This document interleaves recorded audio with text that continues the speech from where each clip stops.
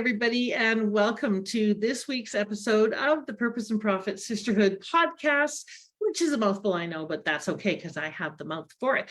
My name's Jeanette Henderson. I am your hostess with the mostest, and today I am here with the fabulous Laura Wallace. Oh, I forgot to ask you, do you go by LauraAura or by Laura? I go by LauraAura. LauraAura, Yes. okay, because you only have Laura in your thing, and I was like, oh, no, that's not right. Welcome. I'm glad you're here. We're going to be talking about how to grow your business your way. And LauraAura, I can tell already, is a very strong individual. So that's a good topic to be talking about, is how to do it your way instead of all the cookie cutter stuff. So welcome. And I'm going to do the formal introduction. Then we're going to want to find out the real juicy tidbits behind the scenes. So LauraAura is an alignment coach for female entrepreneurs, guiding them to learn how to honor their energy and truly listen to what they want instead of what they've been taught they should want.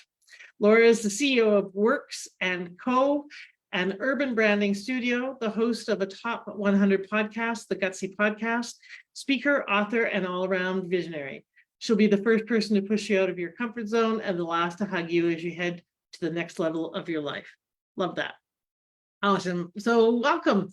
So that's very interesting. And as we were talking about before you got here, you've been doing this for a while. You've been in your own business for 16 years. So that takes some perseverance, insanity, and real guts as well to get to that point. So tell us something about you. We would never guess LauraAura by reading your website or your bio or something even your mom doesn't know. Oh, that's such a cool question. I present very outward, outgoing, with people. I really also really just love alone time. So that's not something that most people know about me, is like I recharge alone. Yeah. Like I like to just like go inward and get back into my body and into my mind, and some quiet time in my house with sweatpants on is a love language in its own. I hear you. Sweatpants is another love language, the sixth one. It sure is. And I get it, because I am an introvert by nature and an extrovert by training, is what I often say. And people would say or look at me and assume I'm an extrovert, but I'm not. I actually, like you, need that alone time, need some quiet. And sometimes I forget and get too busy and push and so forth. And it's like, how come I'm so damn cranky? Oh yeah, I've been too much peopling. I was going to say I've been peopling too much, and I need to be an individual people by myself. Exactly. So, a lot of what we were talking about before is that you've been doing this a long time. Why have you been doing this a long time? Why are you so passionate about what you do? What's your why?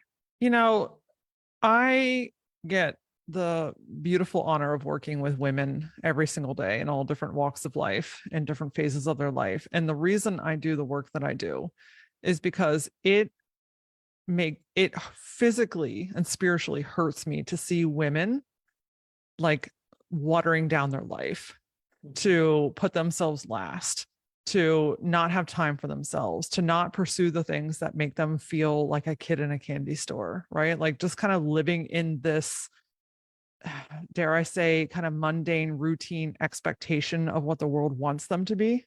Mm-hmm. And that's just so, like, I even get chills saying that, right? Like, it's just so not who they are, any of us as humans. Yeah. And so watching these women come alive through the work that I get to do with them by guiding them, it's priceless, right? Like it makes it lights me up on a level that I can't even put into words when I see a woman start to reclaim herself, or start to say yes to herself, or start to take a risk, or to take one step to try something new that she's been wanting to try. And that aliveness that comes into her eyes, into her mind, into her body, it radiates. And seeing that, it will never get old. Absolutely never get old. Right. I love that, and have a similar kind of visceral reaction to the ahas and the awakenings and so forth. But what kind of prompted you to care so much about women coming alive in the first place? What was that? So I guess the implication of it, but what prompted that to be your focus? Yeah, a mentor once told me that we teach what we most need to learn. Mhm. And so I was one of them. And in some scenarios and aspects still am, right? Because because I teach this stuff and speak on this stuff doesn't mean that it's just like I'm void of it, right? Like I teach it because I'm the one that needs to hear it the most and the loudest, right? And so, going through this process and really kind of leaning into it, I was living that life, right? I was living this life of people pleasing and doing what everyone else needed me to and putting myself on the back burner and dimming down my passions because I didn't want to upset anybody or make anybody, weird about anything. And, I just kept putting myself on the back burner, and it led me to burnout. It led me to like uh, financial chaos. It led me to physical ailments, right? Like all of this stuff, like your body holds on to things. And I knew that if I was feeling like this, I couldn't possibly be the only one. And so Yeah. going through the journey myself, I saw and realized like really stepping into who you are and what you actually want, how that can liberate all of that and take all that pressure and the nastiness in our minds. Mhm. That stuff doesn't go away, but now we're better equipped to handle it when it does show up. Yeah. And again, having those tools at your disposal, like it's all about shifting things. So I am her. Yes. Well, and thank you for that authentic answer, because I often ask coaches and they're all about I just want to help people. I just want to help people. And the reality is, for most, if not all of us, we are teaching what we want to learn. We are healing. My definition of your why is the intersection of what you're healing from the past and what you long for the future for yourself and others. And you just articulated that really beautifully in terms of what motivates you is healing that from your own past and wanting that better future for yourself and for others. And most coaches don't cop to the reality of that, so they're not as trustworthy, they're not as authentic, they're not as aligned. So you can tell you've been doing this a while and have done the work, so that's cool. I appreciate it. It's also part of that journey has been coming back to who I really am, and who I really am. I'm just really like, I'm silly and I'm goofy and I am super vulnerable, from a space of guidance and teaching and support and inspiration. And I have found that the more that I am me, the easier everything works. Yeah. The better aligned clients show up. It just, everything gets easier when you allow yourself to be who you are. Mm-hmm. I'm typing that in right now because I think it's a great reminder. We all hear it, say it, etc. But really letting it land. The more I'm me, the easier everything gets. Yeah. It's so true. Love that. All right, well, let's talk about making business easier. So let's talk about, you've got kind of 3 keys that you mentioned here that as the kind of starting points for figuring out how to create a business you love, a life you love. One is getting curious about your desires. The second is saying yes to the breadcrumbs, and then giving yourself permission to try. Let's talk about those. How do people get curious about their desires? What does that mean, and why is that so important? Well, again, it kind of comes back to doing the shoulds, meaning I should grow my business like this. I should structure it like this. I should price it like this. I should offer this. Like, I mean, that could be a whole segment in of its own, right? Yeah. We could write an encyclopedia on the shoulds.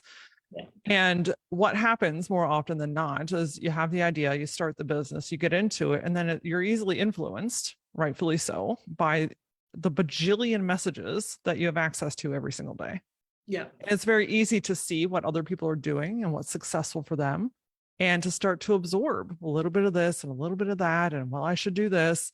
Not to mention you have people in your ears and you have friends and family that, they mean well, but it's just not the same path for them. And it's very easy to lose sight of what you actually want to do in the first place. So getting in touch with your desires is getting back to like, what do I actually want to do in this business? Am I doing a bunch of stuff? Am I offering a bunch of things that like, now it's clunky and it's unclear and I don't know what to talk about in my offers, and hell, I don't even know what my offer is. Like, it just gets very mucky very quickly. Yeah. And so tapping back into your desires is like, okay, what do I actually want to do in my business? What do I want to offer? How do I want to help people? And when you start to look through that lens of the want and the desire, instead of the should and the have to. You can start to release things that don't belong anymore. You can refine the things that are working well. Hell, you can just wipe the slate clean and start over, right? Like, it's your business. Yeah. You're allowed to change it when you want to. And I think that that's something that we very easily forget about. Yes, for sure. I often say cookie cutters are meant for cookies, not people or business models.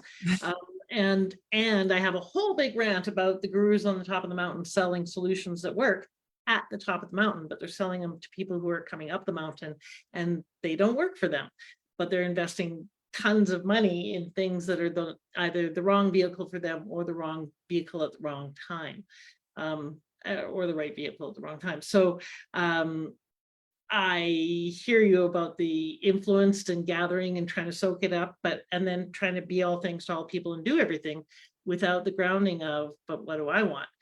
However, you and I both know, we've worked with women a long time. Sometimes often when you ask a woman, what do you want? You get the deer in the headlight look. I have right? no idea. Yeah, exactly. They shake their head, they pause, or they might rattle off a couple of things, and then they kind of go, I don't know beyond that, right? So how do you support people, or how do you suggest women support themselves in getting clear on what do you want? Yeah, that's could not be more true and aligned, because when a woman gets asked, more often than not, what do you want? Yeah. It's radio silence. Mm-hmm. And if anyone is watching or listening and being like, I don't know. I first want you to acknowledge that that's okay. Mm-hmm. Right? Like, it's okay to acknowledge that and be aware of it. What we don't want is to continue down that path. Right. And so once you start to wake up to this concept, it's like, okay, I don't know what I want. Okay. Now we have a starting ground, because otherwise we're just in a hamster wheel, right? We're running on autopilot. We're running out of our subconscious minds. We're running off of the belief system in our society and whatever else has been added on your plate. And so what I find more often than not is there needs to be something that disrupts that autopilot. Mm-hmm. Because if we don't disrupt the autopilot, it continues. And so even just thought-provoking questions like, what do you want, can be enough to be like, oh, I have no idea. Like, I don't know. When is the last time I even asked myself that? Exactly. And so if you're thinking or feeling like, I have no idea, like, now I don't even know where to begin. Mm-hmm. First, I want to send you so much love. You're not alone. You're not the only person to go through this. It's very easy to think and feel that you are. Yeah. But second, to start to reconnect to, like, maybe what are some things that have really lit you up in the past? Yeah. What are some things that you used to do that you don't seem to have time to do anymore? What are some things that you used to do in your business that were really exciting at one point, right? And start to remember and reconnect with yourself, and give yourself the opportunity to try and play and experiment without any level of expectation. Everything doesn't have to become something. Right. And what you want will start to appear. It's not one of those things where, like, okay, I don't know what I want, so now I'm going to sit at my desk for the next 4 hours. I'm going to force it out of me, right? Like, that's not the vibe. Yeah. The vibe is like, okay, now I realize that I don't know what I want. So let me go on an adventure to find out what that is. Yes. What it is, or what it's not. And I'm a big proponent of clarity doesn't always beget action, but action always begets clarity. That when we get into action, we get clearer about, yep, this is for me, no, this is not, or let's go here, or whatever. So that's great advice, is go explore and try and stuff on, see how it fits. And I think that I had another question or point about what do I want? Oh, yeah, I was going to say, as I was listening to you, one of the things that occurred to me is a lot of times they'll answer with, well, I want my kids to be happy. I want my husband to be successful. So what I encourage people is to add a "so that" on the end of that, and bring it back to you. What does it do for you when your kids are happy? What does it do for you when your husband's successful, so that I get to be, do, or have what? Because often we put it out there and think we're answering the question, but we're really not. It still has to come back here. Well, let's be honest. Most women are really uncomfortable stepping into their own spotlight. Yeah. They're used to putting the kids in the forefront. They're used to putting their spouses in the forefront. They're used to putting their clients in the forefront. Yeah. It it feels easier to just do, what's that like Simpsons meme where Homer like sinks back into the bushes, right? Like that whole feeling like, oh, if I just disappear, then nobody will know, right? And that comes into a bigger conversation of what is driving that, right? Is that the fear of success? Is it the fear of being seen, the fear of being heard, the fear of other people's opinions, people pleasing at its finest? I mean, that's the kind of stuff that we unpack, but it's really like, why are we not allowing ourselves to explore that? Yes. But at the same time, it's like that's repeating the same discomfort. Yeah. Right. That when there is no change, the discomfort continues. Whereas if we lean into what I call the temporary discomfort, meaning you're trying something new, you're putting yourself out there, you're blocking in time for yourself, you're shifting around your services, right? Like you're starting to say yes to you. Yeah. That's that disruptor that we talked about. Yeah. And that temporary discomfort is indeed temporary, Yes. right? Because that gets you on the path to your new right, to your new path of alignment, to your new portion of the business where like things are flowing again and you feel excited again and everything doesn't feel like doom and gloom and dread. Like I'm excited to go to work and do the thing today, right? But we have to be willing to do something that's temporarily discomforting to get there. Yes. Yes. Well, and I love your approach when you said be curious about your desires, because what do I want can become another stick that we beat ourselves up with, or another should. I should know what I want, versus let's just be curious about that. Who is this person and what does she want, and what would light her up, what fills her cup, what does she, what does she need, what does she long for?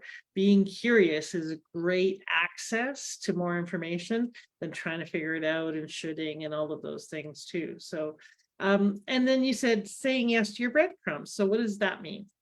So, your mind and your body and the universe and whatever you believe in is forever guiding you, right? We are all born with this incredible level of intuition, and that can be strengthened by listening to it and acting and responding from it. And the breadcrumbs to me are nothing more than these kind of like subtle drop-ins where maybe it's not fully explainable. Maybe it doesn't make sense to anybody other than you, but it's just like, there's something curious again. There's something that feels curious or exciting or interesting to me over here. What if I just lean into that a little bit? What if I just tried something with that? What if I just dabbled in that? And in business, that could be something as simple as, creating a video piece of content in a little bit of a different way. Or maybe it's sending an email to somebody that you wouldn't typically email, asking for something or suggesting something, right? Like it's just these little like kind of nudges, right, from the universe and your higher self, right? Because your higher self is your most aligned self, and she is always guiding you. The trick is, are we willing to listen, right? Because intuition is an interesting little thing, because it'll, if something is truly, truly meant for you, it's going to whisper at you. It's going to leave a little bit of a breadcrumb, and then it's going to get a little louder, and then it's going to get a little louder, and then it's going to hit you with the elbow, and then it's going to push on you. And if you don't listen, it will punch you right in the face. and we all have punch in the face moments. I have had a fair share of my own, but it's just a reminder that we always know. And yes, while we may need some guidance or some details or some training in something, that's not what I'm talking about. I'm talking about your deep, innate knowing. And when something is truly meant for you, that breadcrumb is going to get bigger.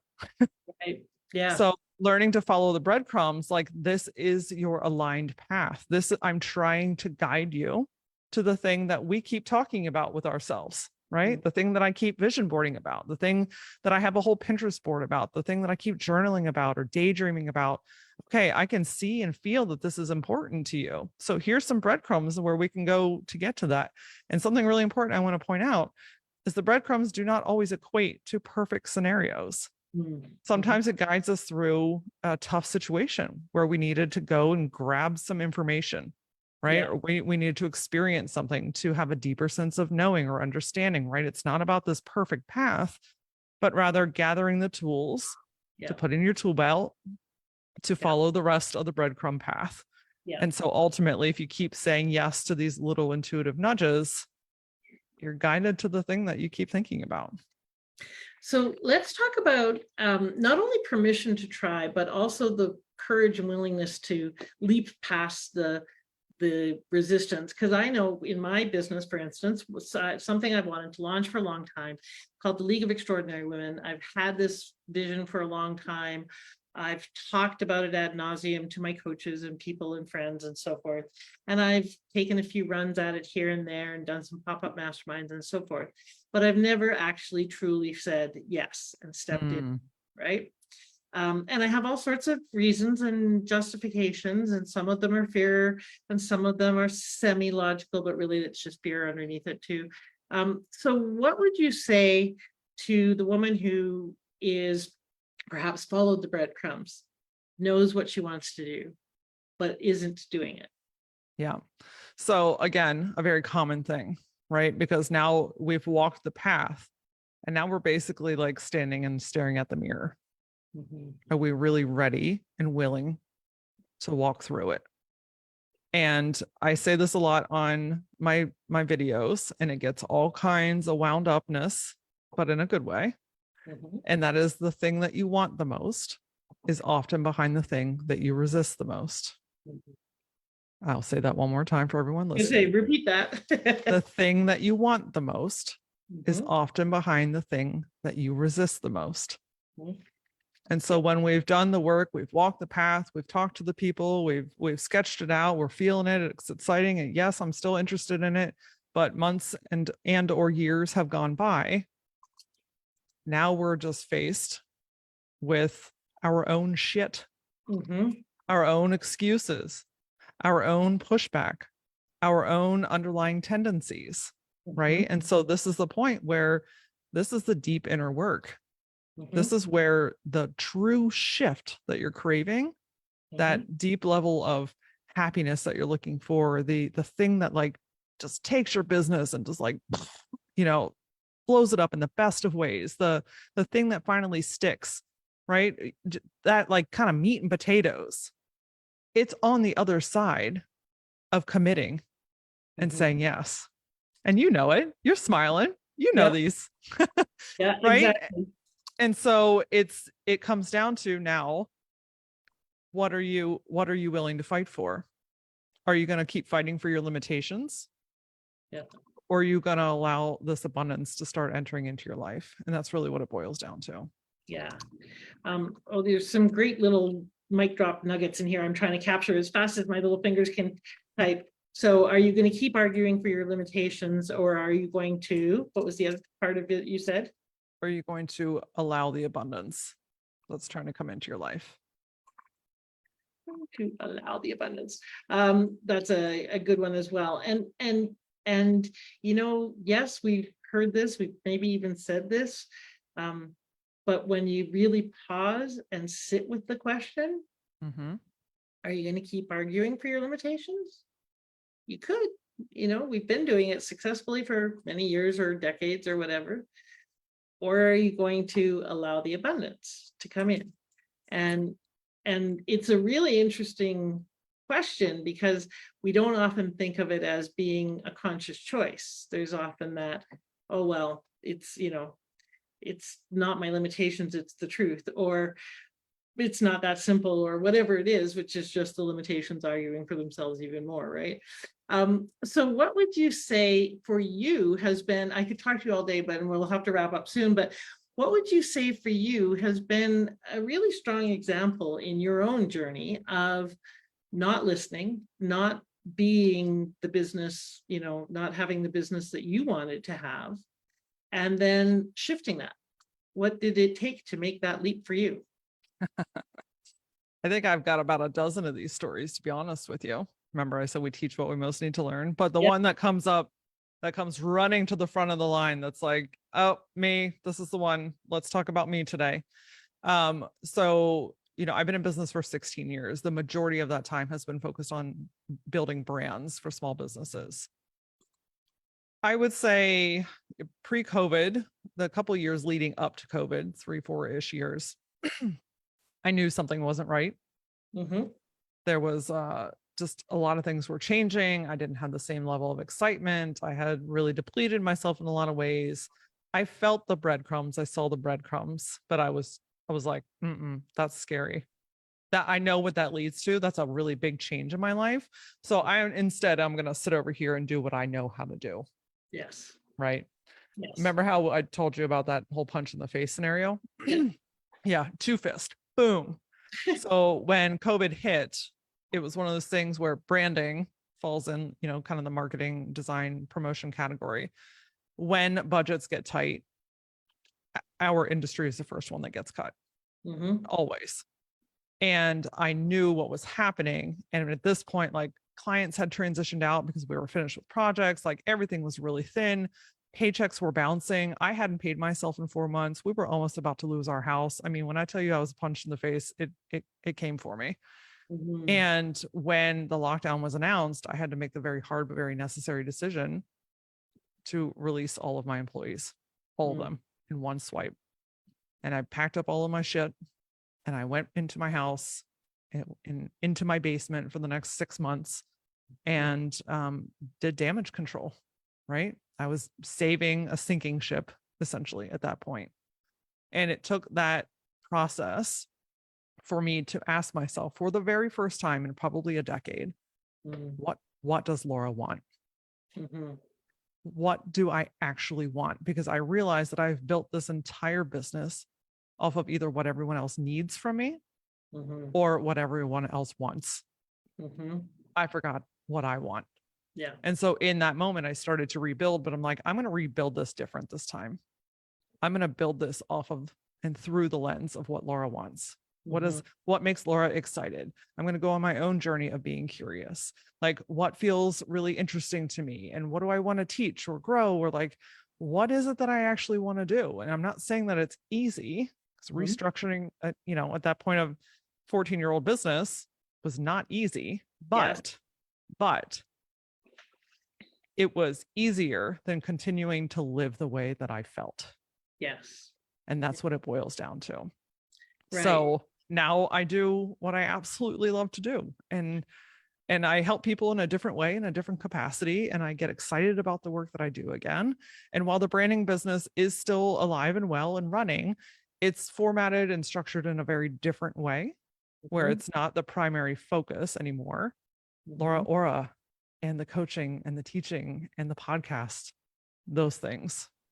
Right. And I get to do what I love to do. Awesome. Love that. And I hear you. I've had 4 iterations of my business over the 40 years I've been running it.